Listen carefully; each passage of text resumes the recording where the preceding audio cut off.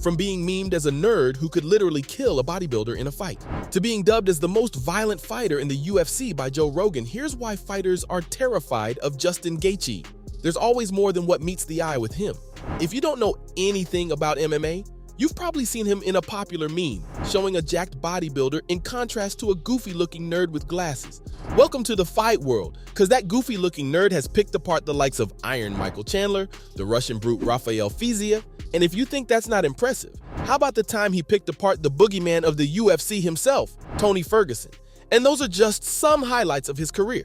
You see, when you're signing a fight with Justin Gaethje, it's easy to underestimate the lightweight on the surface, but when you take a look at the stack of bodies he's collected over the years, you realize who you're dealing with. We're talking about an interim lightweight champion here, but even that title doesn't do justice to how good Justin really is. Guess the baddest belt is a more fitting accolade for him.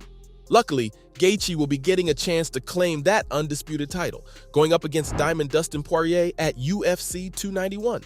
Fun fact, the two have crossed paths once at UFC on Fox 29. Even though the highlight lost the match, you can say he did just enough to crack the Diamond. Speaking on the excellent MMA podcast, the Diamond was asked who he thinks had the most venomous kicks of all his opponents. Dustin didn't even think and immediately went Gaethje. Poirier stated that highlight almost tore his quad. And if you look back at the fight, you'll realize why. You see, normal fighters are quite wary of throwing leg kicks. It might look easy, yeah, tell that to Anderson Silva or Conor McGregor. But when it comes to Gaethje, he's going all in with those stingers until either his or his opponent's leg gives out. Dustin continued venting out his trauma, saying that Justin had absolutely no care in the world for any repercussions to his kicks. But guess what? Diamond isn't the only fighter Gaethje can break with his kicks. Everyone has made peace with the fact that Tony Ferguson is made of metal. But one dark night at UFC 249, Gaethje left a dent, twisted, and straight up wrecked him. With kicks whiplashing off of Ferguson's body, the highlight slowly wore him down till the boogeyman actually looked human for once. Ever since fighting Gaethje, Ferguson has failed to conjure a win. Even DC Daniel Cormier testified for Gaethje's vicious kicks with his cries of sheer pain. Sure, the two fighters were playing around, but comparing DC's reaction to the fact that Gaethje is hardly going 20% with that kick shows how terrifying he can be. Come on, Justin, can't you see he's avoiding the walker? But let's say you find the kryptonite to Gaethje's legs. What are you gonna do about those hands? Khabib Nurmagomedov literally said that through all his years of fighting, he's never been hit as hard as Justin Gaethje. Why is that a big deal, you ask? Khabib is a man who is frequently debated as the GOAT of the UFC. With a 29-0 win record, he's just about seen it all when it comes to striking, and that includes Conor McGregor, who is known for his lethal left hook.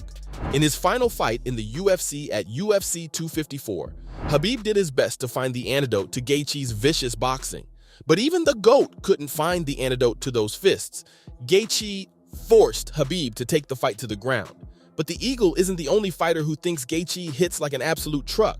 Yeah, he's dismantled Diamond, Steel, and Iron Michael Chandler was no different. Bet the Blessed One is still feeling the after effects of that violent uppercut that almost knocked him out cold. It's not just sheer power with Gaethje. The way he decoyed Chandler with that left jab was genius. Mike didn't even see it coming. Still not convinced? Grab your headphones for this one. His fight with Ferguson during the quarantine days gave us a revelation of how ASMR Gaethje's punches can be minus the crowd.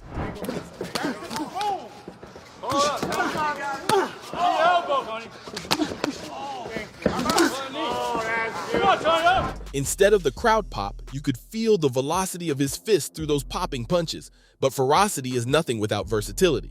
Not to worry, Gaethje has plenty of tricks up his sleeve. No joke, he quite literally treats his opponents like literal punching bags. But what's more terrifying about him is that even his weak points become his strongest suits. The guy has made it very clear that he does not like Brazilian Jiu-Jitsu. Yes, this particular highlight is seen from Gaethje while he was keeping it real with fighter Jillian Robertson. He thinks one cannot simply win a fight with their back against the canvas.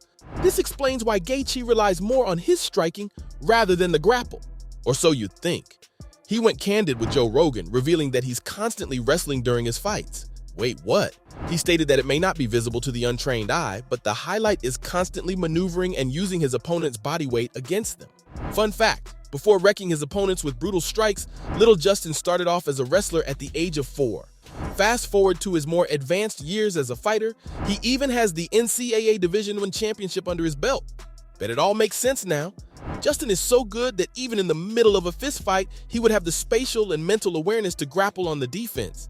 Even if you catch him on his hips, Gaethje's sheer athleticism and strength will offset the situation.